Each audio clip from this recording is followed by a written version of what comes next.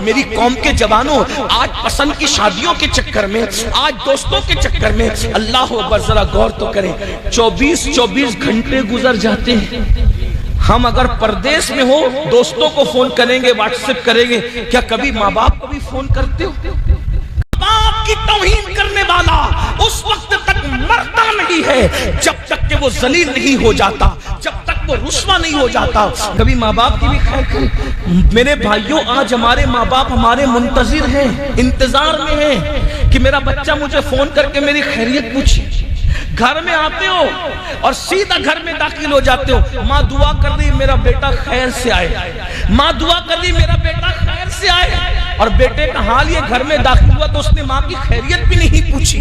یہ حالات ہیں، یاد رکھنا، کسی کے خوبصورت سے خوبصورت چہرے کو دیکھنے سے آپ کو وہ ثواب نہیں ملتا جو ماں باپ کے جھری پڑے ہوئے چہروں کو دیکھنے سے ملتا ہے۔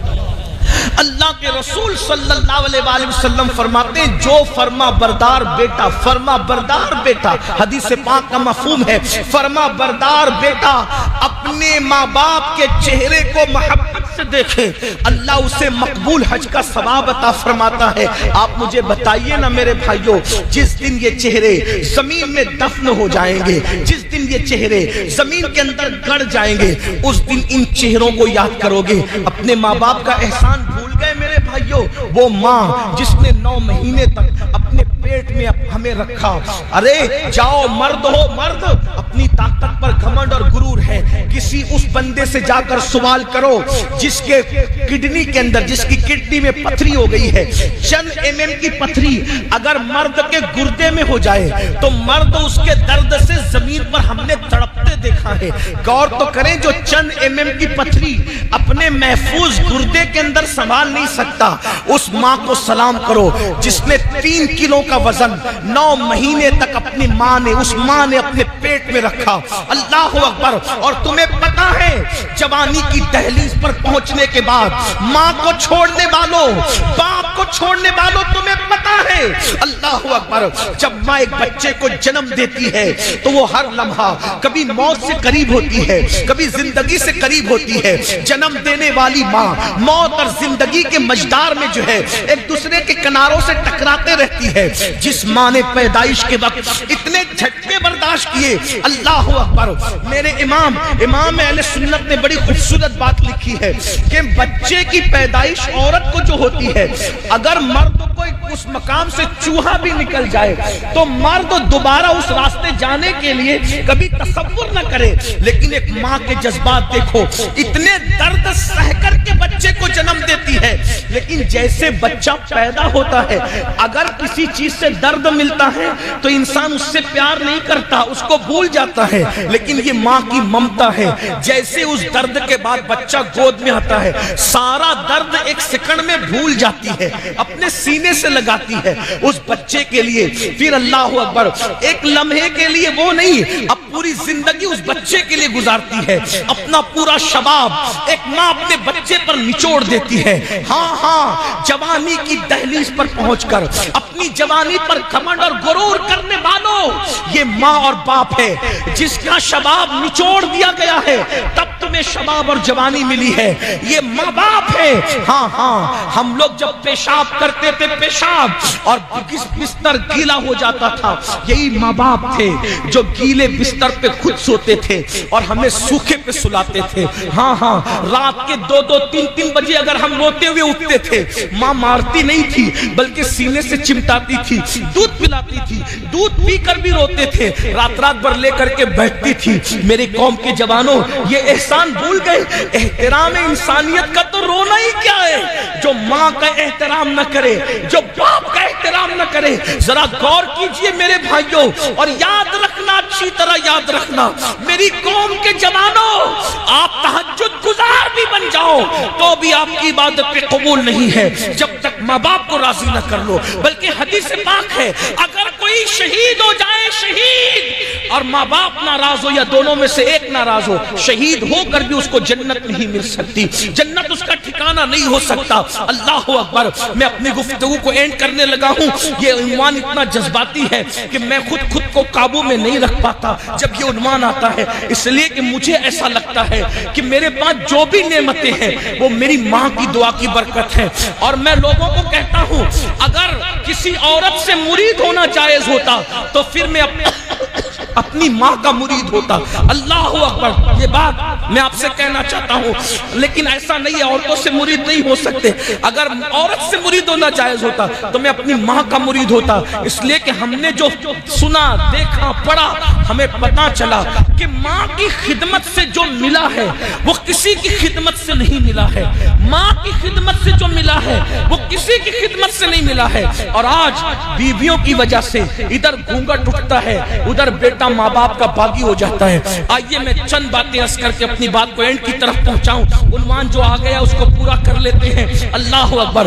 ماں بچہ کتنا بھی بے وفائی کرے، کتنا ہی کتنی بے وفائی کرے، ماں اپنے بچے سے پیار نہیں چھوڑتی، بلکہ بزرگوں نے کہا کہ اگر ماں مر بھی جائے تو ماں کے مردہ دل میں بھی بچوں کے لیے جذبات زندہ رہتے ہیں۔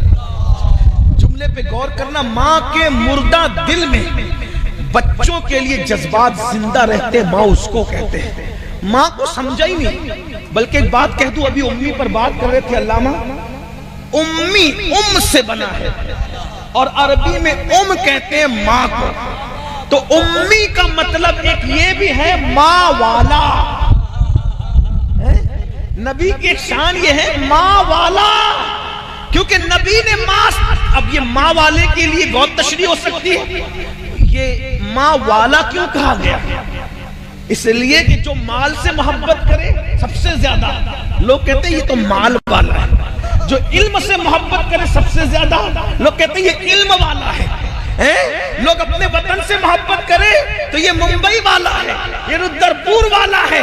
حضور کو امی اس معنی میں کہا گیا، اگر کہا جائے کہ ماں والا تو اس سے پتا چل رہا ہے کہ نبی اپنی ماں سے کتنی محبت فرماتے ہیں، کتنی محبت کرتے۔ یہ تو میں اگر وقت رہا تو پڑھوں گا کہ ماں سے کتنی جب ابوا سے گزرے تب اپنی امی کے مزار پر حاضر، جب ابوا سے گزرے تب حتیٰ کہ حجۃ الوداع میں کعبہ آباد میں جا رہے ہیں، ماں کے مزار پر پہلے جا رہے ہیں۔ یہ اپنے نبی کی شان ہے۔ اللہ، ماں کے دل میں جذبات ہوتے ہیں اولاد کے لیے، لیکن اولاد بے وفا، ماں باپ مرنے کے بعد احساس ہوتا ہے کہ ماں باپ کیا ہے۔ ایک مرتبہ ایک جوان نے پڑھا لکھا، پڑھ لکھ لیا، بہت آگے بڑھ گیا، ماں نے اس کی شادی کی تو پڑھے لکھے شوہر کے لیے پڑھی لکھی بیوی ڈھونڈا۔ دیکھو پڑھو لکھو، بہت ترقی کرو، اور میں آپ کو کہتا ہوں اپنے بچوں کو بھی پڑھاؤ لکھاؤ، لیکن ڈاکٹر، انجینئر، ٹیچر، سائنسداں سب بنانے سے پہلے اپنے بچوں کو مسلمان بناؤ، ان کو دین کا علم سکھاؤ۔ اگر آپ نے دنیا پڑھا دیا، دین نہیں سکھایا تو وہ تمہارے ساتھ غداری کرے، کیونکہ ڈاکٹری کی تعلیم کے اندر یہ وہ سب سکھایا جاتا ہے، ماں کا ادب نہیں سکھایا جاتا۔ یہ ماں کا ادب صرف حدیث رسول میں ہے، قرآن مقدس میں ہے۔ سائنس کے اندر سارے ضابطے پڑھائے جاتے ہیں، میں سائنس کا مخالف بھی، پڑھاؤ، لیکن ماں باپ کی تعظیم، بڑوں کا احترام صرف قرآن و حدیث میں آپ کو ملے گا۔ اور جن لوگوں نے لیا ہے وہ کہیں نہ کہیں سے اسلام سے چھڑایا ہے، یہ بات یاد رکھنا۔ ہمارے نبی ماں والے تھے، تو بہرحال پڑھا لکھا لڑکا تھا، پڑھی لکھی لڑکی مل گئی۔ اس پڑھی لکھی لڑکی نے شادی کے چند دنوں کے بعد اپنے شوہر سے کہا کہ تمہاری ماں سے میرے ساتھ نبھا نہیں ہو سکتا، میں تمہاری ماں کے ساتھ نبھا نہیں کر سکتی، یا تو یہ بڑھیا گھر میں رہے گی یا تو میں نے گھر میں رہنا۔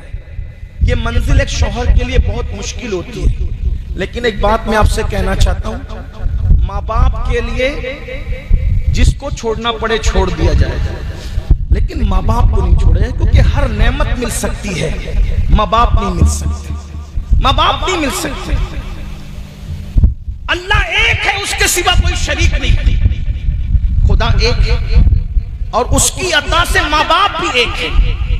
ہزاروں عورتوں کو ماں کہہ لو، کوئی ماں نہیں بن سکتی، ماں ایک ہی ہوگی۔ ہزاروں مردوں کو باپ کہہ لو، باپ ایک ہی ہوگا۔ خدا ایک ہے، اس کی عطا سے ماں بھی ایک ہے، باپ بھی ایک ہے۔ جب اس لڑکی نے کہا تمہاری ماں کے ساتھ نباہ نہیں ہو سکتا، پتہ ہے اس نے کہا ٹھیک ہے، اگر میری ماں کے ساتھ نباہ نہیں ہو سکتا تو میں اپنی ماں کو اولڈ ہاؤس میں چھوڑ کر کے آتا ہوں، جہاں پر بوڑھے پلتے اولڈ ہاؤس بن رہے ہیں اور ماں باپ کو لوگ وہاں چھوڑ دیتے ہیں، فیشن چلا ہے، ہم ماں کو وہاں چھوڑ دیں۔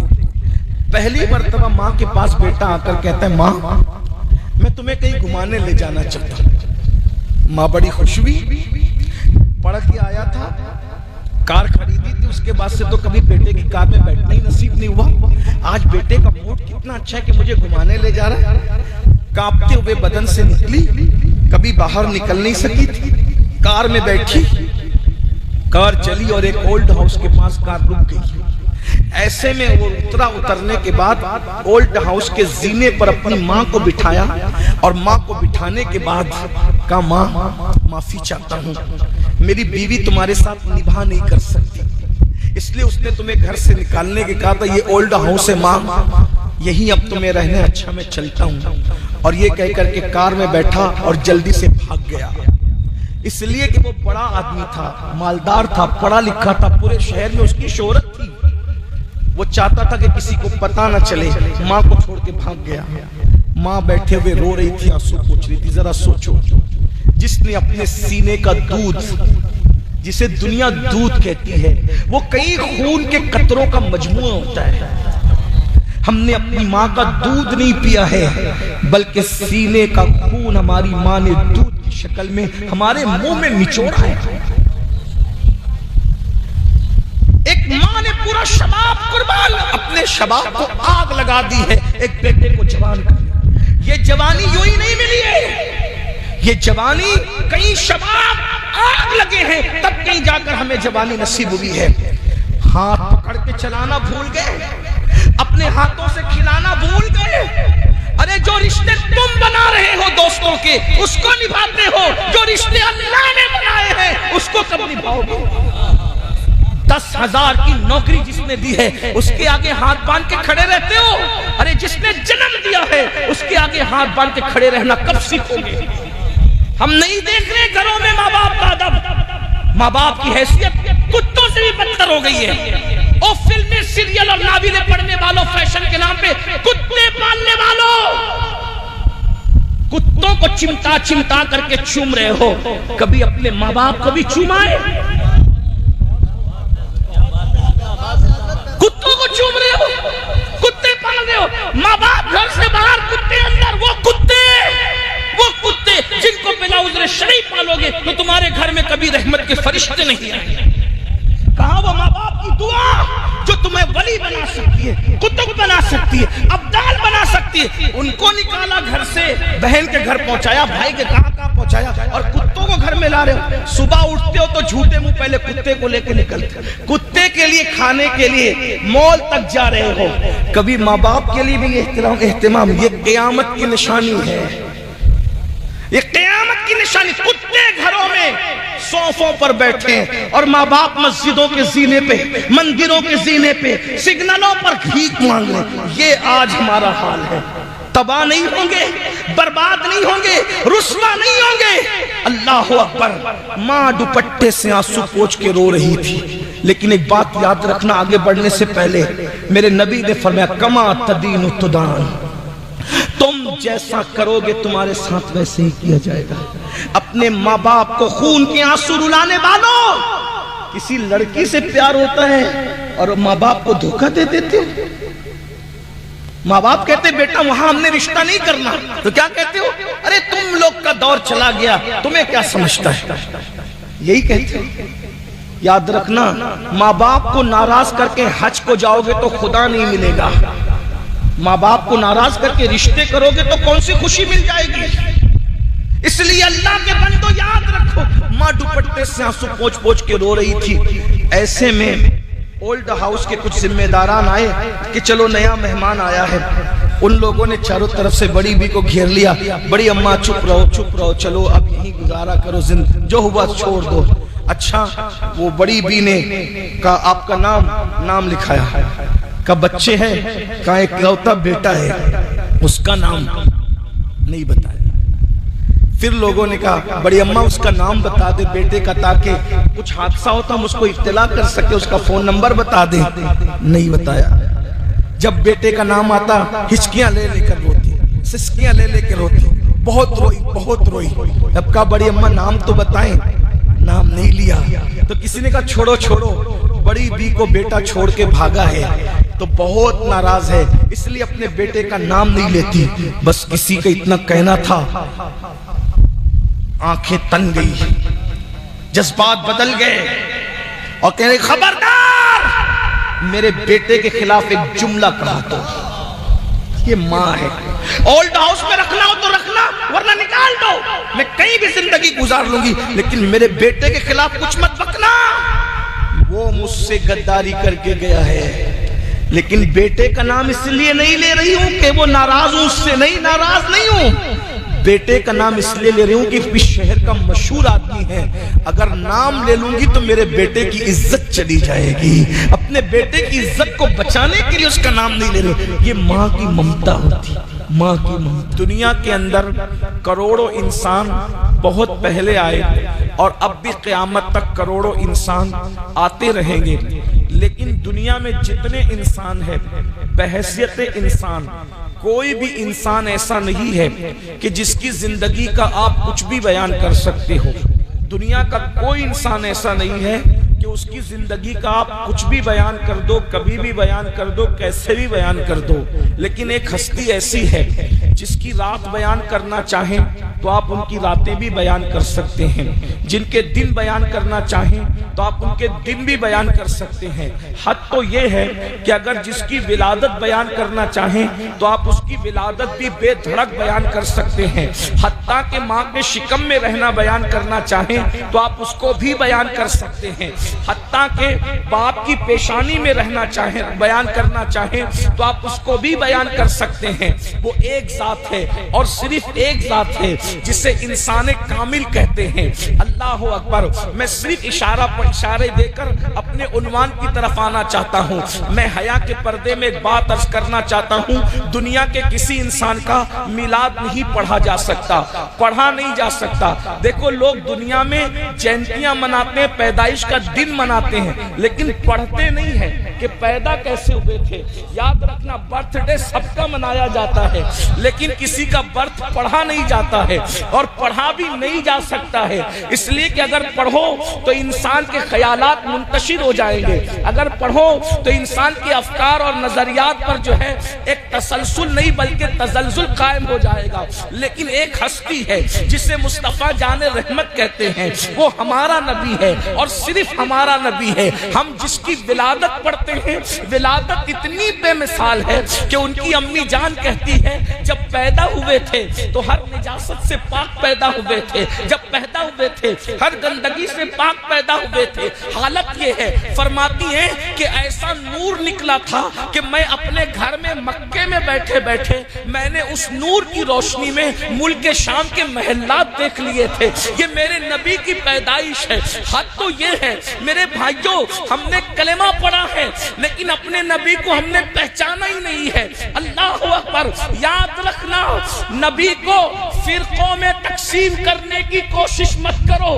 نبی وہ ذات ہے جسے تقسیم نہیں کیا جا سکتا۔ نبی تو مرکز ہے، نبی تو محور ہے، نبی تو آئے تھے اللہ اکبر تمہیں امت بنانے کے لیے، لیکن نبی دشمنی میں کلمہ پڑھنے کے بعد بھی تم نے نبی کو ویسا نہیں مانا جیسے اللہ نے ماننے کا حکم دیا تھا۔ نادانو، سب کو ماننے والوں، پہلے اپنے نبی کو تو دیکھو جس کا تم کلمہ پڑھتے ہو۔ اللہ نے ان کو شان کیا عطا کی ہے۔ ان کی امی جان کہہ رہی ہے کہ میں نے ان کے نور کی روشنی میں اپنے گھر میں بیٹھے بیٹھے ملک شام کے محلات دیکھ لیے۔ جو اپنے نور میں اپنی ماں کو اتنا دکھاتا ہو، اللہ نے اس کو دیکھنے کے لیے کتنی آنکھیں عطا کی۔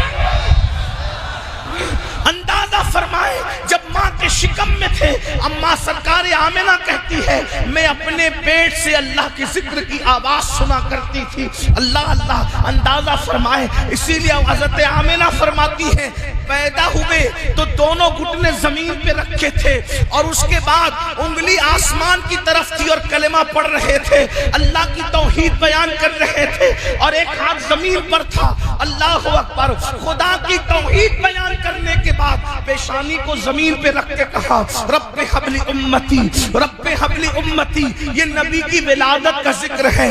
زمانے میں آئے بہت آنے والے، کوئی تسا آیا نہ او آنے والے، سراجم منیرہ لقب پانے والے، چمک تجھ سے پاتے ہیں سب پانے والے، میرا دل بھی چمکا دے چمکانے والے۔ اللہ اکبر، اپنے نبی کتنے عظیم ہیں، اپنے نبی کتنے حسن والے ہیں، اپنے نبی کتنے جمیل ہیں، اپنے نبی کتنے بے مثال ہیں۔ کیسی ہستی ہے نبی کی، کیسی شان ہے نبی کی، جن کی صبح بے مثال ہے، جن کی شامیں بے مثال ہے۔ اللہ اکبر، سیرت کا جو گوشہ پڑھو اس میں نبی بے مثال نظر آتے ہیں، لیکن آج عنوان ہے محسن انسانیت۔ وہ سارے انسانوں کے لیے محسن بن کر آئے تھے، انہوں نے سارے انسانوں پر احسان کیا ہے۔ اللہ اکبر، انسان پر ہی نہیں انسانیت پر بھی ان کا احسان ہے۔ آپ کو پہلے میں یہ بات بتاؤں، ان کے آنے سے پہلے، اب توجہ کریں میں اپنے عنوان کی طرف آ رہا ہوں، ان کے آنے سے پہلے، ان کے آنے سے پہلے انسان کے بارے میں اکثر لوگ یہ کہتے تھے کہ انسان بندر سے ترقی یافتہ کرنے والا ایک عجوبہ ہے۔ پہلے انسان بندر تھا، اب بھی کچھ پڑھے لکھے لوگ کہتے ہیں، لیکن ہمارا نظریہ وہ نہیں ہے۔ ہیومن رائٹس کی بات کرنے والے لوگ ہیومنز کی کتنی تذلیل کرتے ہیں، ذرا غور تو کریں۔ کہتے کہ انسان بندر سے پیدا ہونے والے عجوبے کا نام ہے۔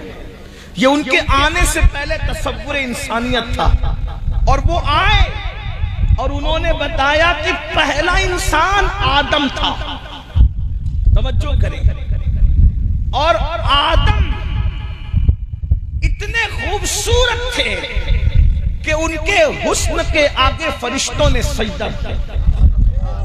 اب بتائیں، انسانیت کے کانسیپٹ کو سب سے پہلے جو کلیئر کر رہا ہے، تصور انسانیت دیکھیں اسلام میں۔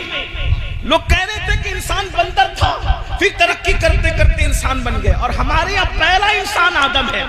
یعنی پہلا انسان اتنا ترقی یافتہ ہے کہ ہزاروں سال کے عابد اس کے سامنے اپنی پیشانی کو زمین پہ رکھ کر کے سجدہ کرتے ہیں۔ تصور کریں آپ کہ اوروں کے نزدیک اور اسلام میں انسان کا تصور کیا ہے، اور اس کے بعد پھر محسن انسانیت صلی اللہ علیہ وآلہ وسلم جب زمین پر تشریف لائے تو آقا علیہ الصلوۃ والتسلیم نے انسانوں پر کیسے احسان کیا۔ پہلی بات تو حضور علیہ الصلوۃ والتسلیم کی سیرت طیبہ کو، ان کی شان کو قرآن اس انداز میں بیان کرتا ہے، لقد جاءکم رسول، تحقیق کہ تمہارے پاس عزت والا رسول آیا، عزیز علیہ ما عنتم حریص علیکم بالمؤمنین رؤوف الرحیم۔ تم لوگوں کا مصیبت میں پڑنا ان پر بڑا گراں گزرتا ہے۔ اللہ تعالیٰ اپنے محبوب کی شان خود بیان فرما رہا ہے کہ تم لوگوں کا مصیبت میں پڑنا اس نبی پر گراں گزرتا ہے، اور پھر حریص علیکم، یہ تمہارا بھلا چاہنے میں اللہ کی بارگاہ میں بہت زیادہ جو ہے وہ جلدی دکھانے والے ہیں، تمہارا بھلا چاہنے میں یہ حریص ہیں۔ بالمؤمنین رؤوف الرحیم، اور یہ مومنوں پر کمال مہربان۔ اللہ کے رسول صلی اللہ علیہ وآلہ وسلم دنیا میں تشریف لاتے ہیں، کس طریقے سے انسانیت پہ احسان کرتے، توجہ کریں۔ انتخاب تو یہ اللہ کا ہے۔ پہلی بات، حضور کے آنے سے پہلے اس دنیا کے اندر بیواؤں کو منحوس سمجھا جاتا تھا، بیوائیں منحوس تصور کی جاتی تھی۔ صبح کے وقت کوئی بیواؤں کا چہرہ نہیں دیکھتا تھا، بیوائیں کسی شادی میں شریک نہیں ہو سکتی تھی، کسی خوشی کی محفل میں شریک نہیں ہو سکتی تھی، لیکن قربان جائیں اللہ کے رسول جس ماں کی گود میں تشریف لاتے ہیں وہ ماں بیوہ ماں ہے، اور بیوہ ماں کی گود میں آ کر اللہ کے رسول بتا رہے ہیں اگر بیوہ منحوس ہوتی تو اللہ کا رسول بیوہ ماں کی گود میں کیوں تشریف لاتا؟ اللہ اکبر!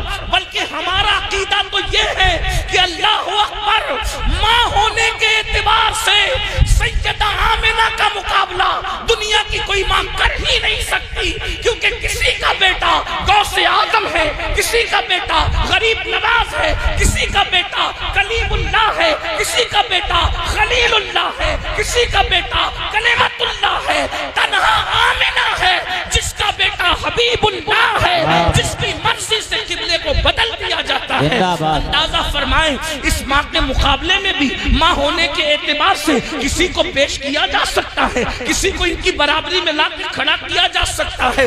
بیوہ ماں کی گود میں آ کر کے بتایا کہ اللہ اکبر، بیوہ منحوس نہیں ہے۔ اس کے بعد آپ دیکھیں اللہ اکبر، جیسے ہی پیدا ہوئے صہیبہ نام کی کنیز ابو لہب کے پاس پہنچتی ہے اور جا کر کے کہتی ہے مبارک ہو، تمہارے گھر بھتیجے کی ولادت ہوئی ہے۔ ابو لہب جیسا انسان اس کو اشارہ کر کے کہتا ہے کیا میں نے تجھے اپنے بھتیجے کی پیدائش کی خوشی میں آزاد کر دیا؟ اندازہ کریں جیسے ہی وہ خاتون آزاد ہوتی ہے کیا اشارہ مل رہا ہے؟ ایک عورت کو اللہ کے رسول کی پیدائش پر آزادی مل گئی۔ گویا کہ حضور بتا رہے ہیں کہ آنے کا سب سے پہلا فائدہ اس گروپ کو ملا، ان لوگوں کو ملا جس کو سب سے زیادہ پچھڑا ہوا تصور کیا جاتا تھا، یعنی کہ کنیزیں۔ غلام اور کنیزوں کو تو جانوروں سے بھی بدتر حیثیت حاصل تھی، لیکن حضرت صہیبہ کو آزاد کیا جا رہا ہے، اور صرف آزاد نہیں کیا جا رہا ہے، صہیبہ آزاد بھی ہوتی ہے اور رسول اللہ کو دودھ پلانے کا شرف بھی حاصل کرتی ہے، یعنی رسول اللہ کی ماں رضائی ماں بنتی نظر آتی ہے۔ ایک کنیز کو آتے ہی کتنا بڑا درجہ عطا کیا اللہ کے سچے رسول نے، ایک تو آزادی عطا کی، نمبر دو اس کو اپنی ماں بنا لیا جناب صہیبہ کو۔ اس سے پتا چلا کہ حضور کی آمد کا، میلاد مصطفیٰ کا سب سے زیادہ فائدہ اور سب سے پہلے فائدہ اگر کسی کو ہوا ہے تو کس کو ہوا؟ ایک عورت کو ہوا ہے۔ عورتوں پر کتنا ظلم ہوتا تھا، آج عورتوں کی عزت اور وقار کو بچانے کی لوگ بات کر رہے ہیں اور صرف بات کر رہے ہیں، لیکن میرے آقا دنیا میں جیسے قدم رکھتے ہیں صہیبہ کو آزاد بھی کرا رہے ہیں، اور وہ کنیز جس کا کوئی ہاتھ پکڑنے کے لیے تیار نہ تھا اس کو اپنی رضائی ماں بنا کر کے دونوں جہان کے اندر حضور نے اکرام اور احترام عطا فرمایا۔ اس کے بعد آپ دیکھیں اللہ اکبر، حضور علیہ السلام کی پوری زندگی اللہ کے رسول علیہ السلام نے انسانیت کے احترام کا کیسا سبق دیا۔ آج ہم لوگ تعلقات کا احترام کرتے ہیں، انسانیت کا احترام کہیں نہیں ہے، اس پر آپ خاص توجہ کریں۔ یہ سیرت النبی کا بڑا سنجیدہ پہلو ہے جس پر آپ کو توجہ کرنا ہے۔ ہم تعلقات کا احترام تو کرتے ہیں، ہم رشتوں کا احترام تو کرتے ہیں، انسانیت کا احترام نہ کسی مذہب میں نظر آ رہا ہے نہ مذہبی لوگوں میں نظر آ رہا ہے، الا ماشاءاللہ۔ مذہبی طبقہ بھی احترام انسانیت سے غافل ہے۔ اب آپ کہیں گے رشتوں کے احترام میں، تعلقات کے احترام میں اور احترام انسانیت میں فرق کیا ہے؟ اس کو سمجھنا ہے۔ نمبر ایک، میں علامہ ہاشم کانپوری صاحب کی عزت اس لیے کرتا ہوں کہ یہ میرے دوست ہیں، تو یہ احترام انسانیت نہیں ہے، یہ تو دوستی کا احترام ہے۔ عاصم میاں کا احترام اس لیے کر رہا ہوں کہ تعلق ہے، تو یہ احترام تعلق ہے، احترام انسانیت نہیں۔ علامہ زاہد رضا سے اس لیے میں ان کا احترام کر رہا ہوں کہ وہ عالم ہے، تو یہ تو علم کا احترام ہے، انسانیت کا احترام تھوڑی ہے۔ تو پھر انسانیت کا احترام کس کو کہتے ہیں؟ اب آپ کی توجہ، انسانیت کا احترام کس کو کہتے ہیں؟ کہ صرف انسان ہونے کی وجہ سے کسی کو عزت دینا، کسی کا رسپیکٹ کرنا، صرف انسان ہونے کی حیثیت سے، اور اس کی مثال دیکھیے. یاد رکھنا تقریروں میں کہنا اور ہے اور کر کے دکھانا اور ہے، کتابوں میں لکھنا اور ہے اور کر کے دکھانا اور ہے. یہ تنہا میرا نبی ہے، صرف کہتا نہیں ہے بلکہ پہلے کر کے دکھاتا ہے، اس کے بعد کہتا ہوا نظر آتا ہے. یہ صرف میرے نبی کی شان ہے. آپ کہیں گے ہر مذہب میں احترام انسانیت ہے، میں نے کہا لکھا ہوا ہے، بتاؤ تو صحیح. اللہ اکبر، تحریر ہے، بتاؤ تو صحیح. تعلیمات ہے، بتاؤ تو صحیح. لیکن آئیے سنن الکبریٰ سے میں روایت پڑھ رہا ہوں. ابھی میں اپنے علماء کی توجہ چاہتا ہوں، ناسخ و منسوخ کی بات ابھی میں نہیں کر رہا ہوں، صرف سیرت پڑھ رہا ہوں. توجہ کرنا، حوالہ آپ کے ذہن میں آ جائے. سنن الکبریٰ کی روایت ہے، اللہ کے رسول صلی اللہ علیہ وآلہ وسلم تشریف فرما ہے. بہت غور سے میرے جوانوں کی توجہ چاہتا ہوں. احترام انسانیت، غور کیجئے. اللہ کے رسول علیہ السلام تشریف فرما ہے، حضور علیہ السلام کی جلوہ گری ہے. ایک جنازہ جا رہا ہے، جنازہ. اللہ کے رسول اس جنازے کو دیکھ کر اٹھ کر کھڑے ہو گئے. سنن الکبریٰ کی روایت پڑھی جا رہی اور آپ کی توجہ.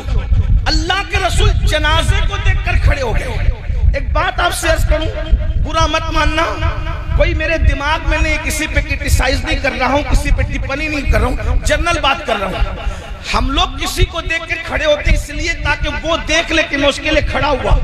اگر وہ سیاسی لیڈر ہے تو کچھ فائدہ اٹھا لوں گا، ٹھیک. اگر وہ عالم ہے تب بھی کچھ فائدہ اٹھا لوں گا، لیکن مردے سے تو کوئی فائدہ مل ہی نہیں سکتا. اللہ کے رسول ایک جنازے کو دیکھ کر کھڑے ہوئے، اور اگر وہاں کوئی زندہ بھی ہوتا تو یوں بھی حضور کا فائدہ کسی سے اللہ نے وابستہ ہی نہیں رکھا، کسی سے وابستہ. اللہ نے اپنے نیاز مند اس نبی کو سب سے بے نیاز کر دیا. حضور صرف اللہ رب العزت کی بارگاہ میں نیاز مند تھے، باقی سب سے بے نیاز تھے. اگر رودرپور اور گرد و نواح سے آنے والوں کی توجہ ہے تو میں یہ بات عرض کروں، حلیمہ بھی یہ احسان نہیں جتا سکتی کہ میں نے ان کو پالا ہے.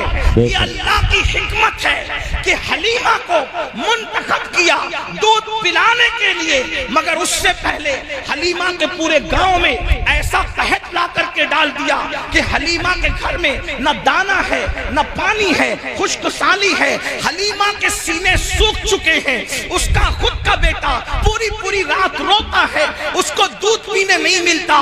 حلیمہ اس کے باوجود بھی مکہ اس لالچ میں جاتی ہے، کوئی بچہ مل جائے کیسے بھی پال لوں گی، انعام لے کر آؤں گی، مالا مال ہو جاؤں گی، قید سالی کا ازالہ کر لوں گی. لیکن حلیمہ کہتی ہے سینے خشک تھے، خود کا بچہ روتا تھا، خود کا بچہ برکتا تھا، خود کا بچہ دودھ نہیں پی سکتا تھا. لیکن جیسے ہی میں واقعات نہیں پڑھ رہا ہوں، صرف اشارہ کر رہا ہوں تاکہ عنوان پر گفتگو کر سکوں. جیسے ہی میں نے محمد کو اٹھایا صلی اللہ علیہ وآلہ وسلم اور اپنے سینے سے لگایا، ان کا سینہ میرے سینے سے لگنا تھا کہ میرے خشک سینے کے اندر گویا کہ دودھ کی نہر جاری ہو گئی.